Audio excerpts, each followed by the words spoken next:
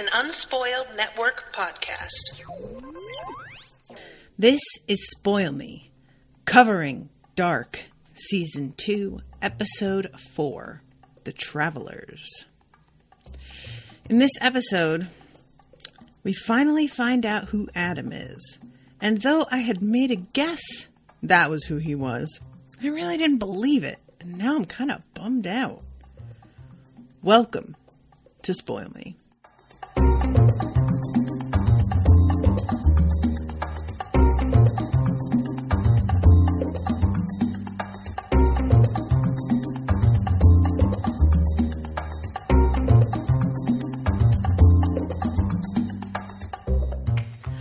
Welcome to the show, everybody. I am Natasha.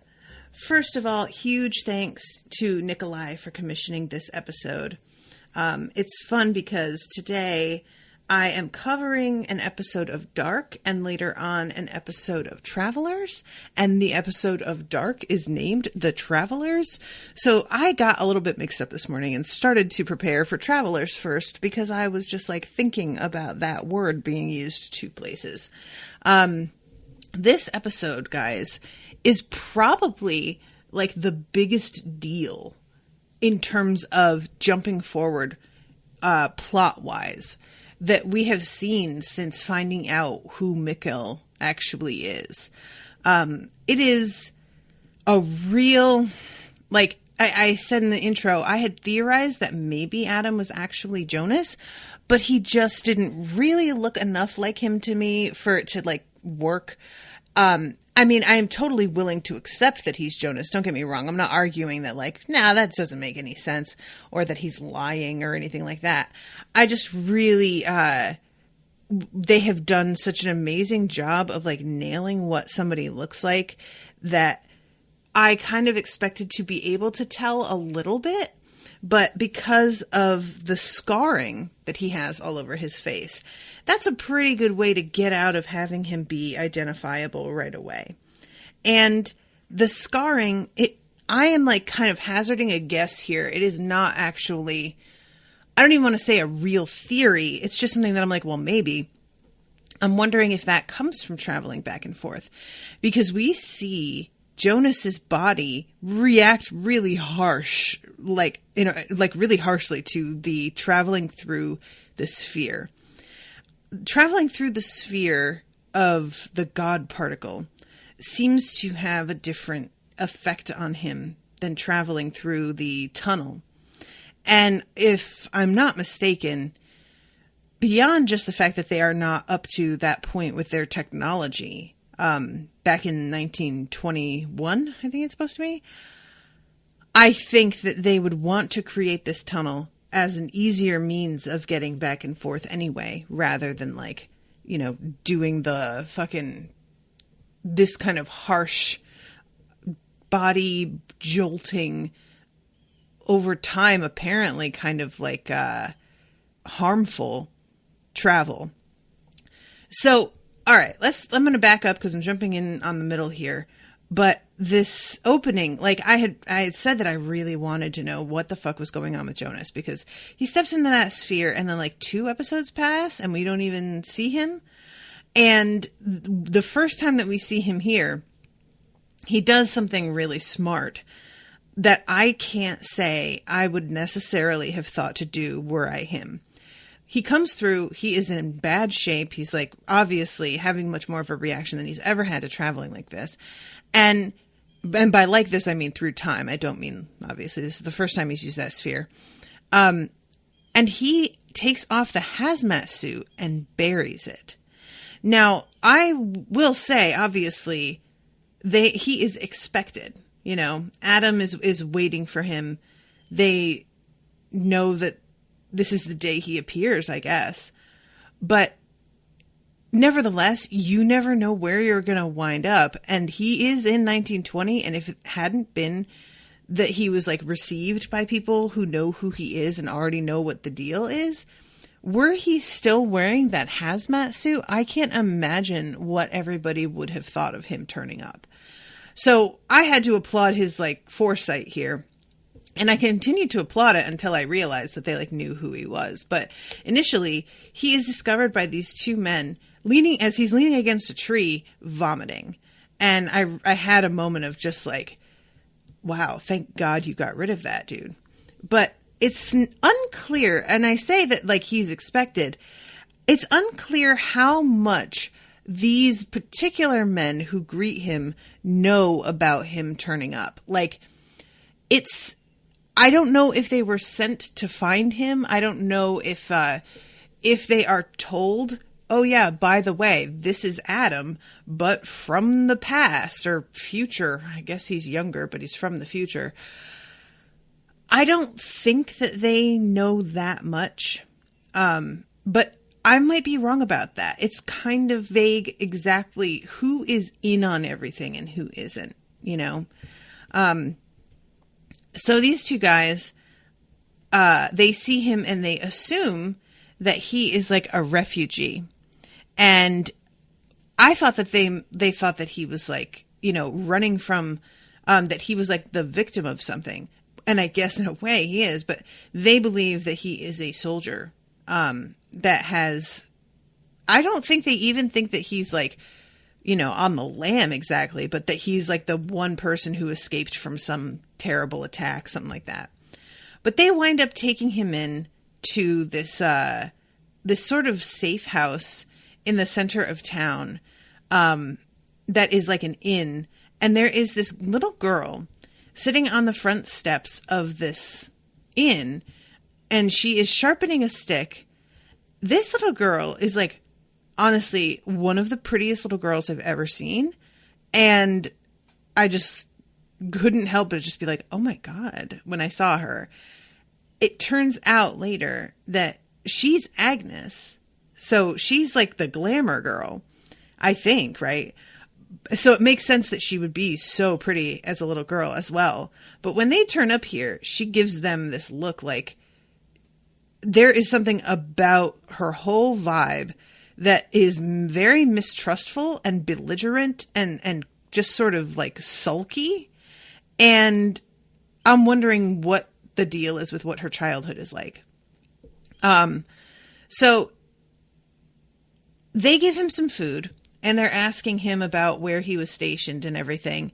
And he's trying to give answers that are very vague and that they don't actually have the power to like check up on. And he is eating, and I gotta say, his acting in this scene is really, really good because he is shaking so bad as he's trying to just eat this food and like make himself feel better. And I felt it, you know, when I was watching him. I was just like, oh my God, this poor kid. Like, I don't know if any of you have ever experienced that kind of like trembling where you have either been through something physically strenuous that has really like taxed you to the point that you're kind of not okay, or gone through something that's really emotional where you're like shaking like that. But it is an extremely strange sensation to not be in control of your body the way that you're used to being. And I really thought it was luck that they think he's like a refugee from the front of a terrible war, and that he is sort of displaying some signs of like PTSD. It worked out in his favor, at least if these guys don't actually know what's going on. So yeah, they're talking about, oh, right. They mentioned like the labor camp. That's right. And the guy says that's a war we should have won. So getting a little bit of a different perspective here than usual. So I'm just watching the scene now, and Jonas is like trembling so bad, so sweaty. Like he is just in a really bad way. And this poor woman that's like looking at him, asking if he has anywhere to stay, very quickly realizes the answer is no. And he is going to need some help, sister. So they set up a room for him, and I guess he winds up sleeping for like 24 straight hours. And by the time he wakes up, Noah is sitting next to him and is having like young Noah, by the way, I should say, is sitting next to him. Young Noah seems soups resentful, like really, really resentful of Jonas. And it makes sense once you realize who Adam is. And I'm assuming young Noah knows that's who Jonas is. But, young Noah had to kill a guy recently on the orders of Adam. So I'm guessing he doesn't have like the warmest feelings towards Adam. And even if he is sort of intimidated by him and like even maybe a little bit respectful of him, seeing a younger, greener version of the guy, a version that doesn't know what's going on, a version that is so sort of, what's the word I want? Just vulnerable in a bit of an embarrassing way, probably deepens his contempt, But at the time, you don't really know what's going on. So I thought that he was just jealous of Jonas because of the fact that Jonas is like sort of the center of things. Because that's the impression that you sort of get initially, that Jonas is really like him and Claudia are sort of the axis of what's going on. And it makes sense now about the way the two of them wear such very, very bright colors when other people do not. It feels like this is them being pointed out as being particularly crucial in all of this. Now, I don't know if there is significance to the fact that Jonas buries the yellow hazmat suit and then us finding out that he is Adam. But I like to think that there is something there. And it's interesting that Adam isn't particularly he isn't decked out in anything that's significant color-wise. So there's almost a suggestion to me of like the transfer of power or the loss of power, or maybe the loss of I don't know, an innocence. Because the Claudia that we see wandering around in bright colors is the younger Claudia who still doesn't quite know what's happening yet. But once she gets older, she's wearing the same bedraggled, gray and washed out like blues that everybody else does. So it seems like eventually the color gets sort of wrung out of everybody. But I don't know, and Agnes was somebody else who I pointed out that she has just worn colors that you don't see on almost any other character in this show. And I don't know about her significance in all of this either, So I know that it probably doesn't mean all that much, but I know it has to mean something because it just feels very pointed when it turns up. And I want to mention it because I like kind of keeping track of that sort of thing while I watch something. So we go to this scene, the sex scene with Jonas and, what's her name? Not Francesca. That's the other girl. I cannot remember her name, but it's obviously a dream. And I had thought that this was going to be Jonas dreaming because we know that he went up to her room and went to bed, but then we see her waking up and she is covered in sweat and just really not okay. And once she sits up and gets out of bed, she just starts crying. And again, really good acting here. You can just see the heartbreak all over her face, guys. This is the worst. Excuse me. Having a dream about a person that, for all you know, is dead, but at the very least is not in your life anymore. And it's a dream that feels incredibly real, full of love and longing, and is everything that you kind of wanted and never got. I mean, this is this is the worst. And her kind of crumpling and crying is precisely the correct reaction. This is a terrible way to start your day. There's nothing worse than that kind of dream to wake up from it and realize oh, and now I have to get up and live. So then we go to the inspector, and I can't remember his name either. I'm sorry, guys. It's been a minute since I covered one of these. But the inspector that has been brought in, who I think seems to know something about the time travel thing. He seems to me to be like somebody on the inside who is trying to catch people out. There's just something about his vibe that feels sinister to me.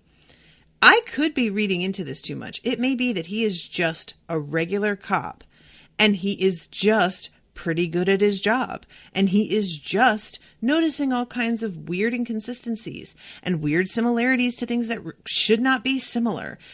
And if that's true, power to him. I would love that, because honestly, the idea of somebody outside of Winden getting involved in this is kind of compelling to me. Everybody that we have seen who has been part of the story has also lived here. And like, I'm fine with the idea of somebody who isn't really in on it showing up and trying to piece together what the fuck they're seeing.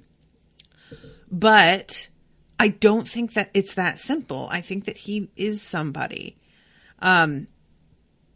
So he has this moment with Waller, I think is how you say his name, the man who has the eye patch and I think is the brother of the trans woman in the trailer.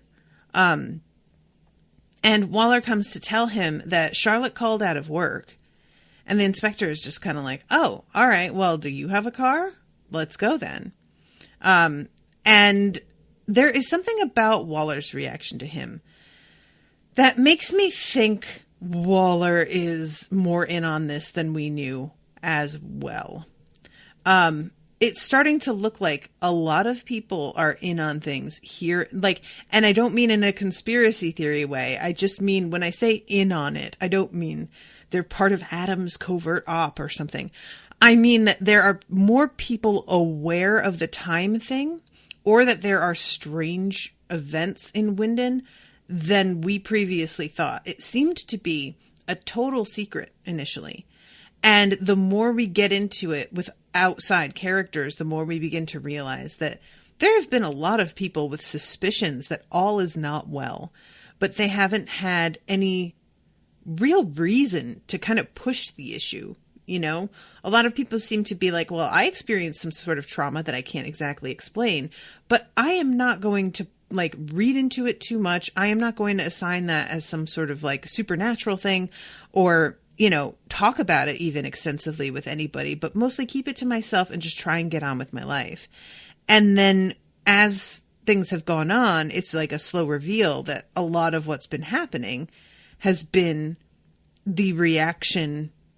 Like, people have been revealed as having had an experience related to the main mystery that they did not know, nor did we, was related at all. So yeah, I like Waller almost at like later on in this episode almost tells the inspector how he lost his eye. And before he tells him, he asks the inspector to please not tell anybody else. And I am fucking on the edge of my seat. I feel like I had a theory at one time about what happened to his eye, and I can't remember it now. I might be making that up. But the fact that he doesn't want it spread around how it happened is extremely interesting to me. I can't wait to actually find out eventually. I don't know if he ever winds up telling the inspector because they get interrupted and he winds up not finishing his sentence. Or if we wind up finding out some other way, but either way, I'm very interested.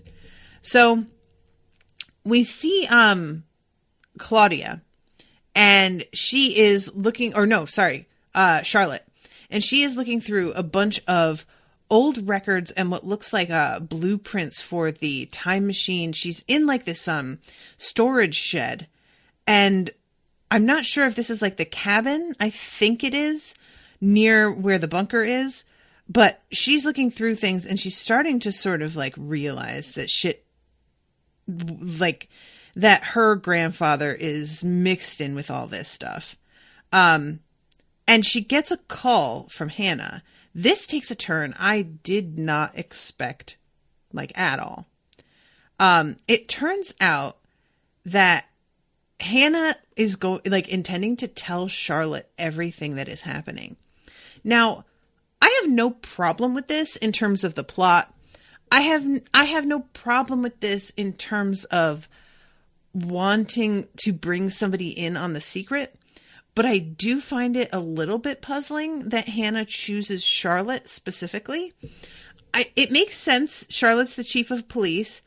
Well, I don't know if that's exactly her title, but she seems to be in charge now that Ulrich is missing.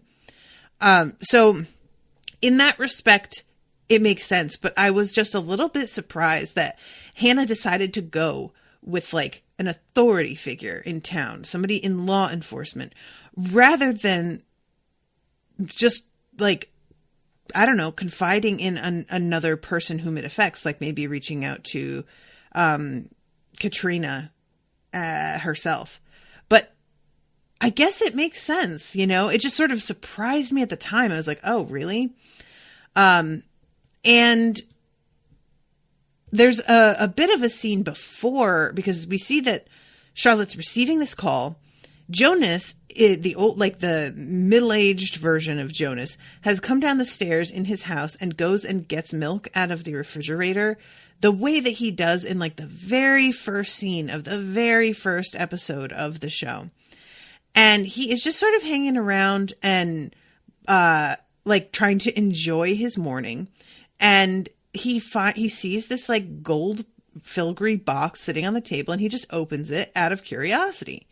And he finds a gun inside. Now, I think that it's easy for American audiences to forget about the gun control laws in other countries, because like if we found a gun in our parents' house, we might be startled because we don't think our parents are gun people, but it's not illegal to have one. I'm not sure if it's legal for her to have one here in Germany. You know, like, is this allowed? Because I would imagine that this was something that was like, you know, law enforcement only, if that. But yeah, his mother is coming down the stairs just as he opens it, and he pulls the gun out and is just like, what is this? Why do you have this? And then he opens up the passport, and we see that it's the Alexander's passport, the one that he like buried. And he wants to know why the fuck his mother has this stuff. And she says something later about the fact that it's insurance. And he's like, oh, so you're blackmailing someone. And then says, who are you? To which she says, who are you? And it's sort of like played as if, wow, she really got him, didn't she? And I'm like, no, she didn't though. Like maybe a later version of Adam, it would be valid to be asking this question. But the Jonas that we know now, he's like caught up in this, not because he wanted to be. This was like an accident, or he was led down a path, you know, and yeah, he made choices to be where he is, but he hasn't done anything to actively harm anybody so far as we know, except in self-defense.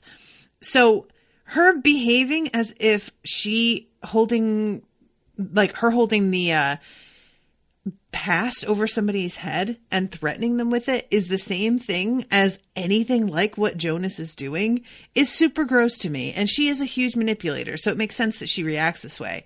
But I am looking forward to seeing whether or not Jonas starts to like see through his mother's shit a little bit more coming up, because somebody needs to. So eventually, we go to Magnus and is it Elizabeth? Is that her name? I should really look this up. Magnus' sister, Dark. Let's see if we get a quick answer. Martha. Ah, thank God. Okay, so Martha. They are at home, and Francesca shows up with her little sister, and it's an odd scene. She tells him that she's not sorry for the way that she reacted when he accused her of being a sex worker, but also that she should not have said the things that she said. So she considers them even, which I thought was a pretty good way of handling it, actually. And all of them together are just sort of like experiencing this strange sense of abandonment. Like, you know, obviously Martha and Magnus both have one parent who disappeared. a younger brother who disappeared, and now a mother who is basically, she's checked out. You know, once we actually see Katrina later, and I'm just going to call her Katrina because I think it's like Katharina, but Katrina's just easier to say. So hopefully you guys are okay with that. Once we see her later, it is really clear, like, this bitch is not doing well. You know, she is not okay. So it is only to be expected that these kids are not doing well either. And as for Francesca and her little sister, they are basically, they were doing okay up until a couple days ago. Their parents have been having problems, and we know that. But finally, Charlotte has been, like, let in on the secret by her husband.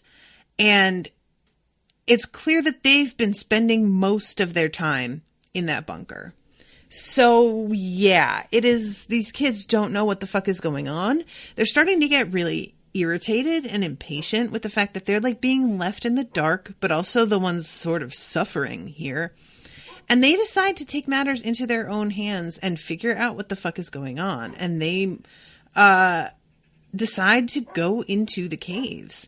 And I was really kind of impressed that they make this resolution to just head out there together and try and get some answers. Now, you know, a lot of times something like this, I would just be irritated and be like, kids, you don't know what you're doing. You're walking into, like, danger that you don't even understand. Just stop.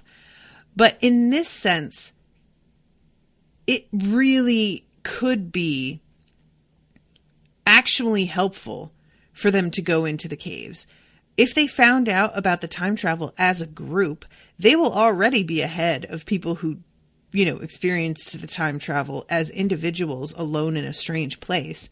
And they will have people around them who believe them, and likely will be able to turn around and go back through it easily enough.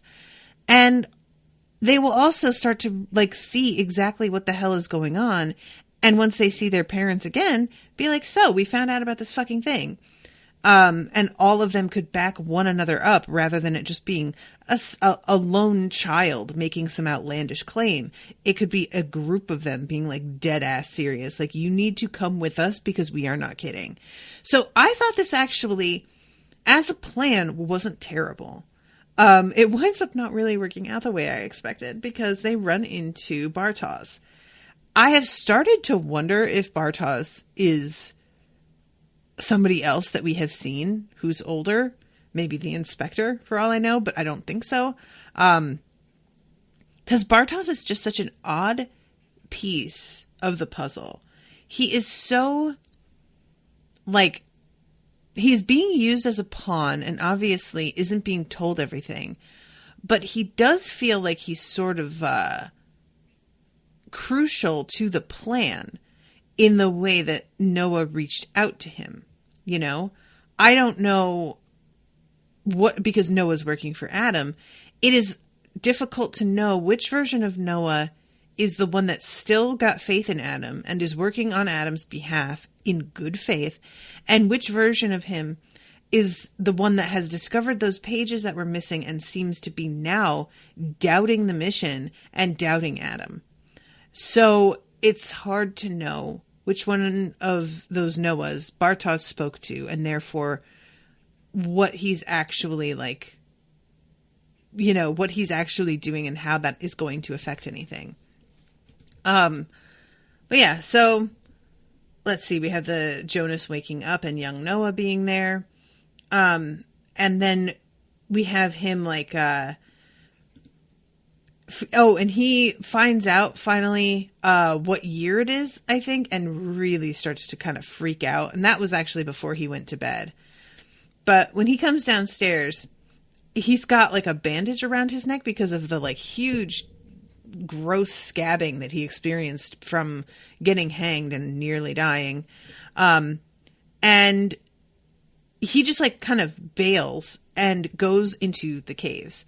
And, you know, we know the caves aren't done. He finds the door that appears to be leading to where he wants to go. And that was more than I thought he'd find, to be honest. I didn't think the door would even be there yet. but it is, and it gives him a false sense of hope that this is the thing. But he notices when he opens the door that the wind isn't the way that it had been. You can see him like open it and realize something is not quite right. And he crawls through and reaches the, dead end and realizes.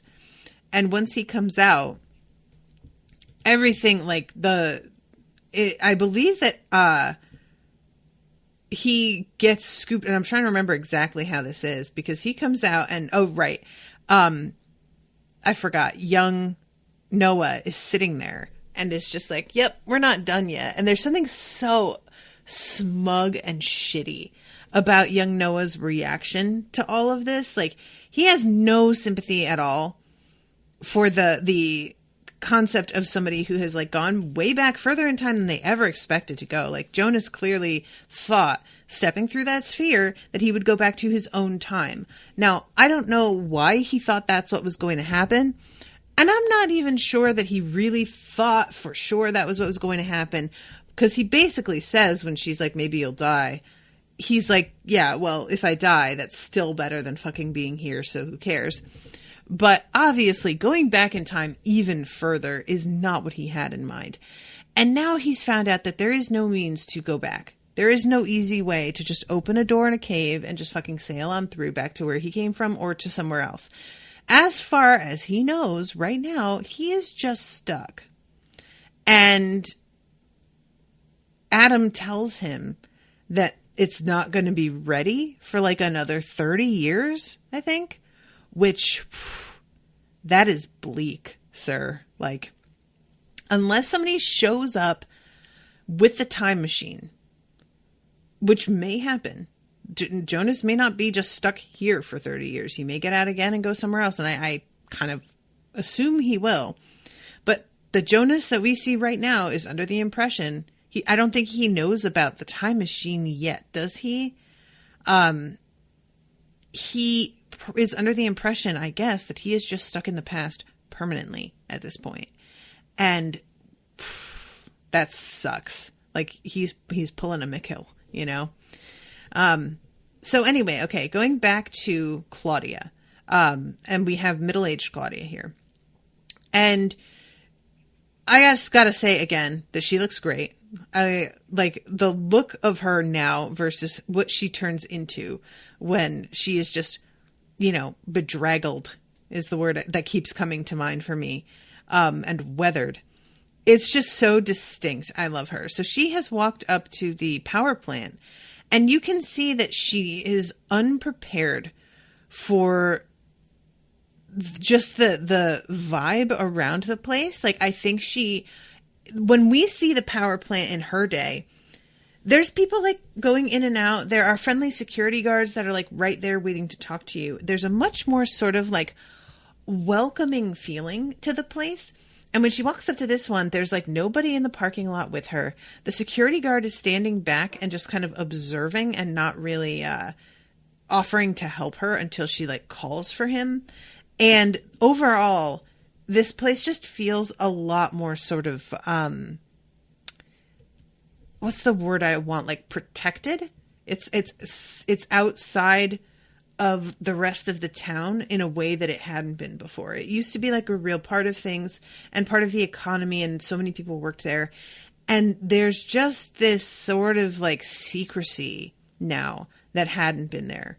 So she goes to the security guy and asks to see Claudia Tiedemann. And, she's like, she used to run the facility. Do you know where I can find her? And he's like, there's only one Tiedemann here, Alexander Tiedemann, the guy in charge. And you see her be like, wait, what? And I am assuming she realizes exactly who that is right away, that, her daughter is dating a guy named Alexander. I'm not even sure that she knows his name, to be honest, in her own time. Is she aware who it is that her daughter is seeing? Does she know she's seeing anybody? But the fact that he took his wife's last name is certainly going to, come as a surprise. So I don't know how much she knows about who this dude is or not. But we go in and we see Alexander being interviewed by this inspector. And the inspector is asking a lot of very pointed questions about why it is that Ulrich was not allowed on the property, about the door in the cave. He says something about and by him I say Alexander says something about how it was installed in the 80s and it was like almost immediately welded shut, which is honestly doesn't make sense to install a door and then immediately weld it shut. So that looks weird. And then the inspector's walking around and he says, you know what I find strange? Everyone who's born here stays. That's quite unusual in a town of this size. Why is that? What do you think? And Alexander says, you know, the power plants always provided pretty decent work, but now that's changing, so I don't know. And the inspector, meanwhile, and he does this so well, he really is just a little bit too much. And this is the kind of thing that I feel there are times when I think I might make a pretty decent detective because I'm good at reading people and like piecing things together about behavior and body language. But then there's things like this that I'm like, oh yeah, I could never do this. He's just walking behind the guy's desk while they're talking, going through his stuff, opening his laptop, like just really, you know, poking and prodding in a way that I think is meant to kind of get a reaction as well as to find out information. And then he asks Alexander about when he arrived in Winden and what, like the fact that he took Regina's name and how odd that is, wants to know what his original name is. And he says Cooler, I think is the way he says it. Which I don't know if that is correct or not. I really wonder if he wasn't a traveler also. I don't get the impression he was, because he's got like a modern passport and a modern weapon. Now that's not to say that he couldn't have come from like one time. He couldn't have come from the present with that stuff, gone to another time, and then gone back into the present. You know, he could have bounced around, but it doesn't feel that way. It seems like he is from another place and does not know about the time travel stuff in particular.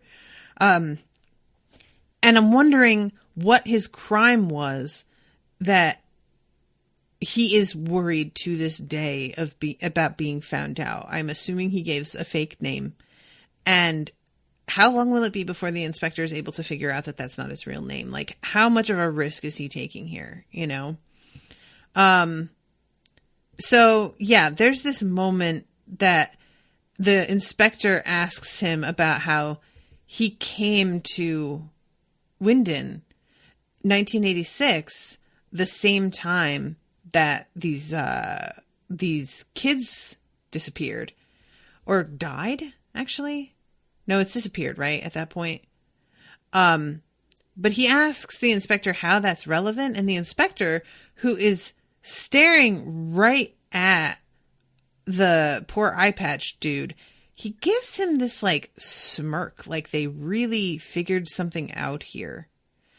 And he replies with, maybe it's not even relevant, and gets up and begins to leave. And I really wonder about his reaction and the way that guy reacted, eye patch dude, whose name I've already forgotten. Wohler, I think. There's something about Wohler's reaction that makes me think he understands exactly what the hell the inspector's getting at and is just kind of stunned at that implication. Because, I mean, Alexander Tiedemann is the respected man in the community. He's the guy, right? You know, he runs the power plant, the source of all these jobs. Yeah, it's shutting down and people are bummed about that, but there's not much he can do about it. He has done the best he can. There's just a certain amount of respect that a lot of people hold for a person like this, that they would not consider that person in these kinds of crimes.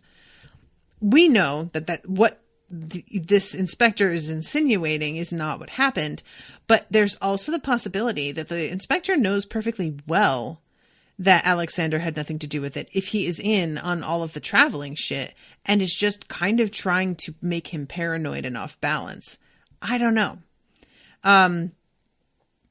So then we have the scene where Charlotte shows up at Hannah's house, and Hannah just straight up tells her, this is Jonas. And yeah, he's older, but that's him. And he knows where my Jonas is, and he knows where Ulrich is, and he knows where Mikkel is, everything.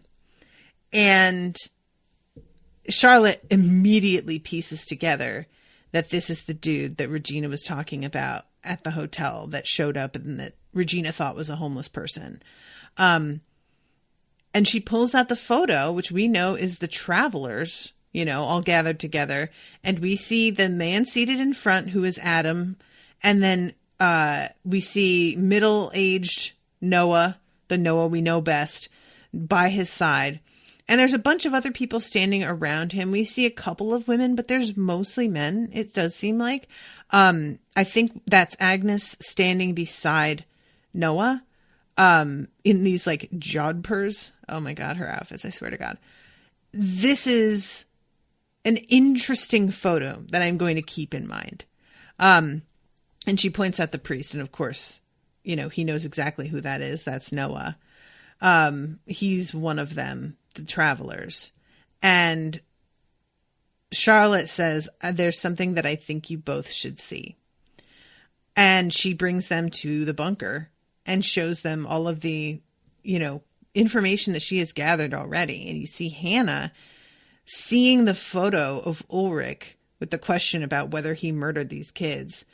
And it's just all starting to like crash together. And as much as I hate Hannah, because she's terrible, there is a moment for me of me just being like, damn girl, you like really picked some fuck ups. And it's not like their fault that they're fuck ups, but like she really managed to get involved with two men who were the most affected by this time travel thing, as far as we know so far. And yikes. So Claudia, for her part, she goes to the library to try and find out some information about the history of the town. And it's sort of precious because she doesn't know how to use this technology that we have now. And she is really doing her best.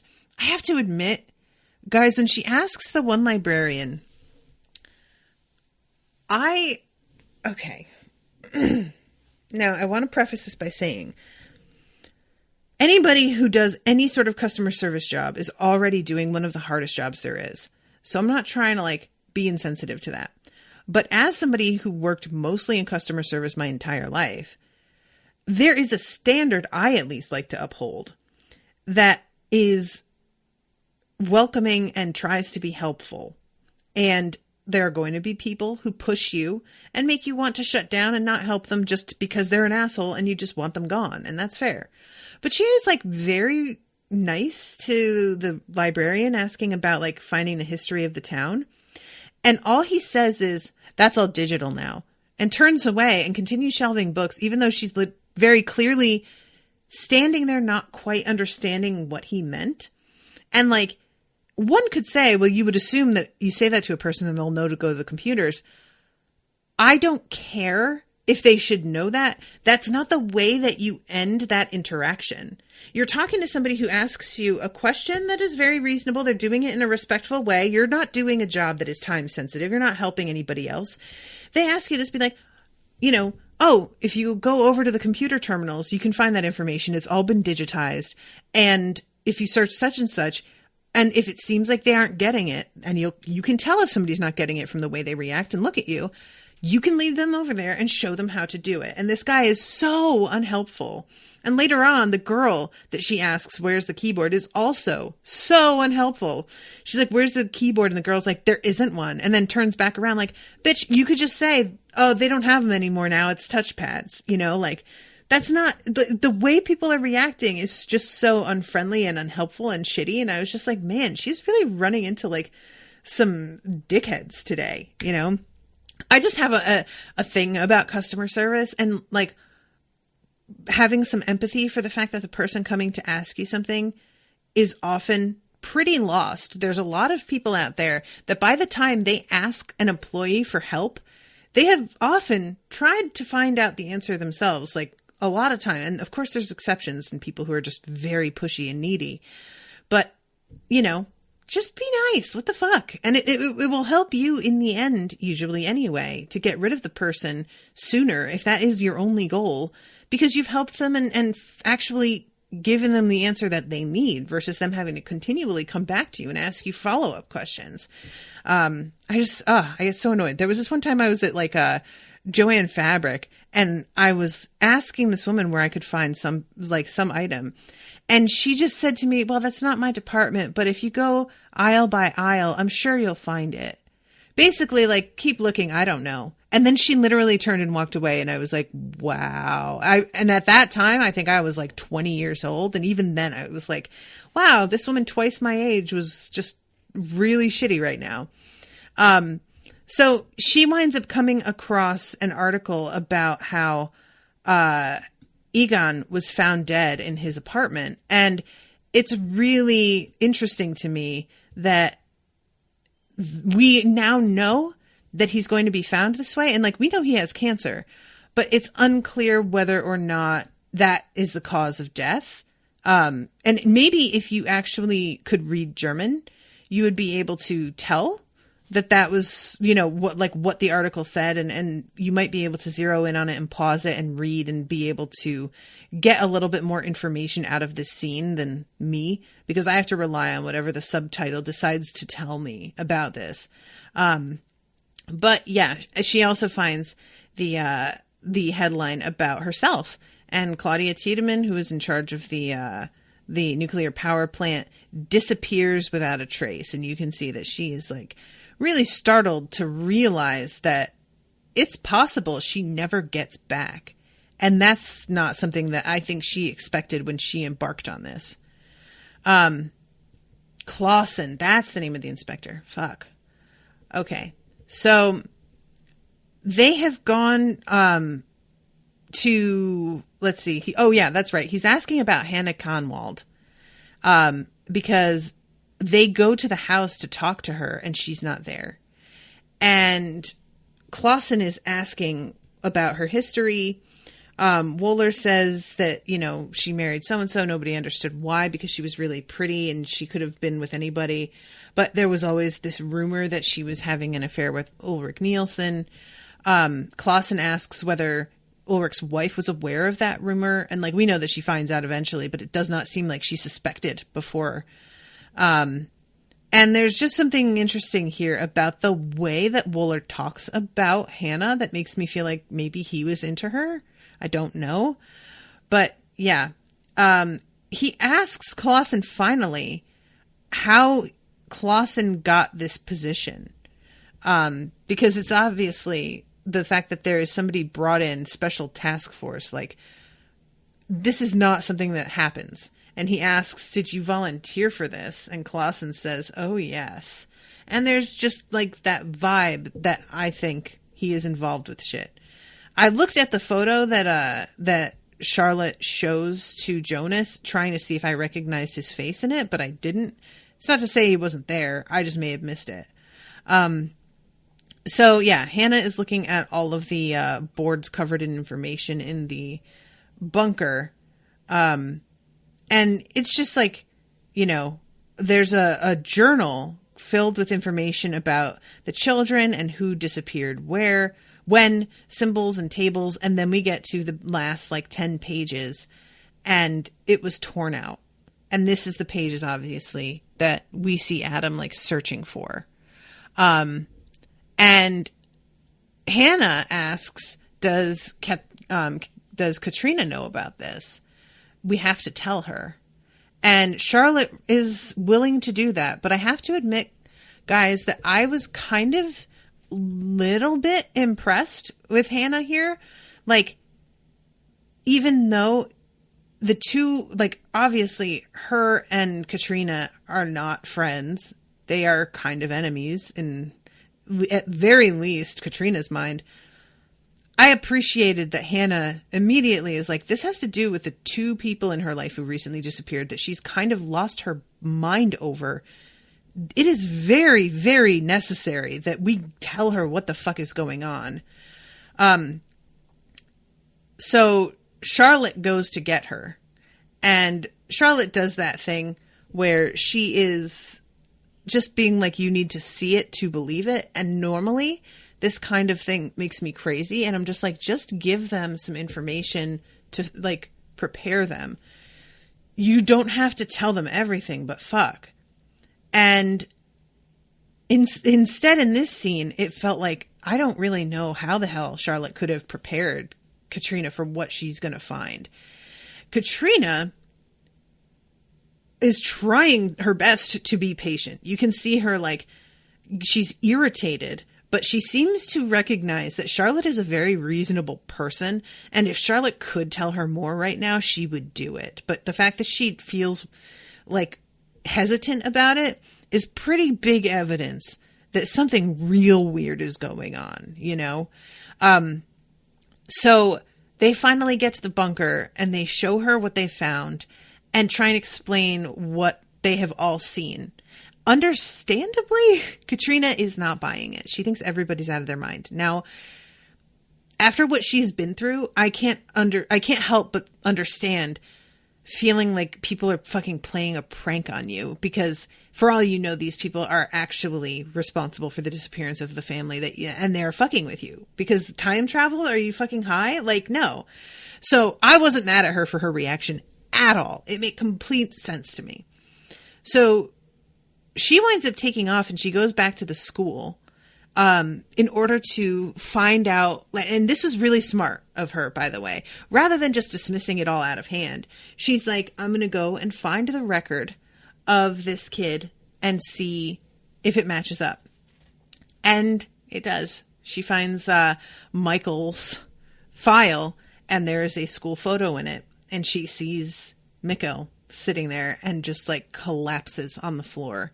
So there's one more person that is in on the secret. And I'm real curious what she's going to want to do, because I assume she's going to want to go into the past and rescue Mikkel, despite what happens to Jonas if that happens. Like, I really think that Jonas isn't going to be a priority for her. And I don't blame her. Like, if he wasn't, I wouldn't blame her at all. But so far, we don't know.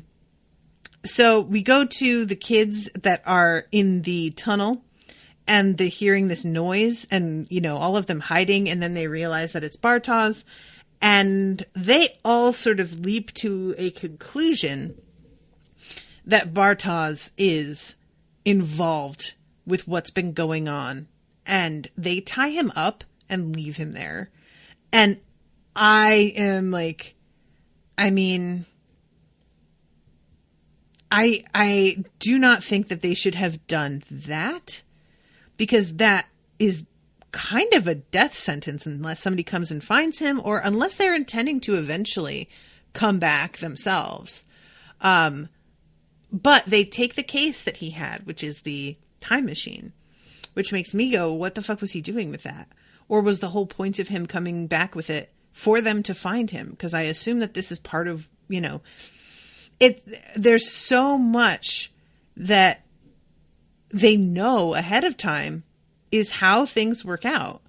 And as far as we have seen, there is no deviation from that. Nothing has happened that anybody has been like, wait, what? That's not how that went down the first time. Everything has been happening the way they expect it to.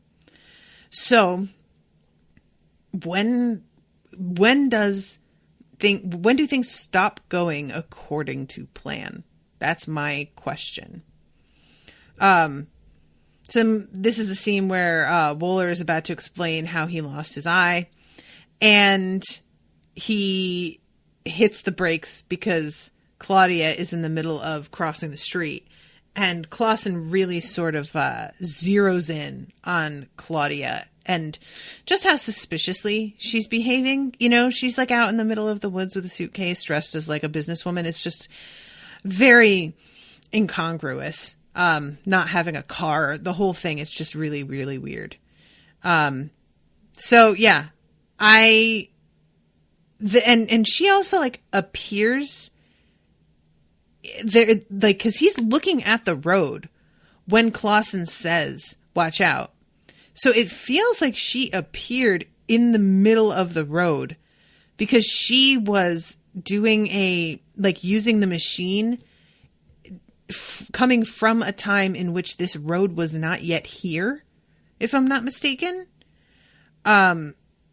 But it also, I thought that she was here in their present already at the library. So maybe she just walked right out in front of the car and they just didn't see her. I don't know.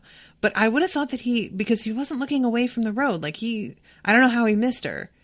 But yeah, it's a weird moment. And Clausen is obviously really, interested in what's going on there. So we have this moment with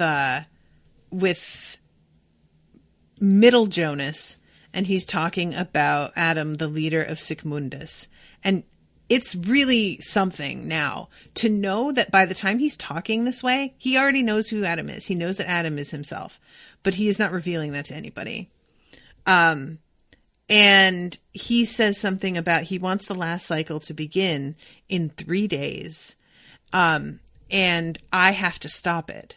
So the older version of himself, his middle version, is trying to stop, which eventually this middle version will turn into the older version. So what happens to cause that exactly? And also, he is saying that Claudia tried to stop him, but eventually she turned into the very thing that she was trying to fight. And super curious about what that means as well. So then we get the final, it's not the final moment, but we get the confrontation kind of between Jonas and Adam. Now at first he is brought to this church and he meets Noah. And this, I'm not mad at the scene, but it is very slow and takes a little while. He explains that this kid is himself younger, which is so weird for them to be just hanging out with each other. I'm realizing now that Noah has the pin on his lapel, the cross. And I'm wondering if that's a bit of a thing that I can use to figure out which version of him that we're looking at. But I think he always has that. But anyway, he is taken to see Adam. And this is when he finds out that Adam is himself. There's a long montage sequence in which Claudia eventually comes home. And, oh, right, that has to be when Claudia came back to her own time. My bad. I gotcha. Guys, I'm all mixed up. But yeah, she goes and tucks her daughter in, and it's a really sweet moment of her just realizing that it's too late. She's kind of, the deal is done regarding the relationship between her and her daughter, and she wants to fix it, but she's kind of waited too long. Jonas's horror at realizing that Adam is himself is really something. Also, this Sigmundus temple is really something as well. It is very impressive. I will say that. And then we go to the future and we have the brief scene with the girl who helped Jonas escape and get into the sphere. And she has stood and waited to see if he is going to come back out again, and finally decides to leave. And when she does, she gets caught up by the deaf little sister. And she basically is like, what the fuck? Did you know this was here? Why are you trying to keep everybody out of here? And the little sister, whose name I'm forgetting, sorry guys, there's a lot of people to keep track of on this fucking show. She tells her, people say that it's a part of God, but it's definitely not. It's part of the devil, and it is super dangerous. Elizabeth, thank you, Michael. Michael's here. Why does Noah hang out with his younger self? Takes one to Noah one. Michael, I'm going to ban you. You're out. Get out. Get out of here. But yeah, it is like a lot of twists and turns here.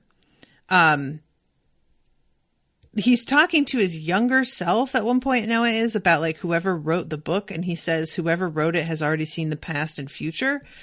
And it's a really like cagey answer that makes me think he himself wrote it, or Noah wrote it, or Claudia wrote it. Like, for some reason, he doesn't want to tell his younger self, and he's trying to behave as if this is all such a mystery, but I think he knows the answer.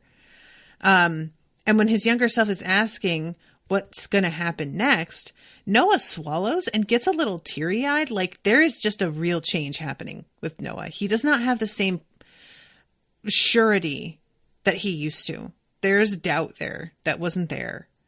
Adam will send him on his way, the path that's been determined, so that the last cycle may begin. And, you know, how do they know? How do they know it's the last cycle? I do not know. But that's what their assumption is.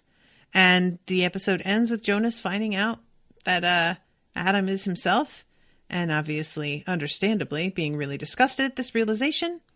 I should also mention that the library that he steps into in order to have this conversation with Adam is really gorgeous and actually kind of reminds me of the Slytherin common room. But yeah, it's really, really beautiful, but also like a little bit unsettling. It's just that real nice sort of, you know, just a little bit unsettling to the point where you're like, oh, I can see wanting to hang out in here, but also, no, I don't think so. I think I've covered everything. Yeah, so yeah, this episode was packed. There was so much going on. I just can't wait to find out what the fuck happens. So I'm going to wrap this one up, but thank you again very much to Nikolai for commissioning this episode. I hope that you guys are enjoying listening, and I will be seeing you all again soon with a new episode. So until then, toodaloo, motherfuckers.